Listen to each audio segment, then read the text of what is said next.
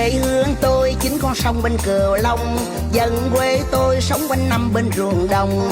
Từ ngàn xưa cây lúa đã nuôi dân mình no ấm, phù sa mát ngọt như dòng sữa mẹ muôn đời.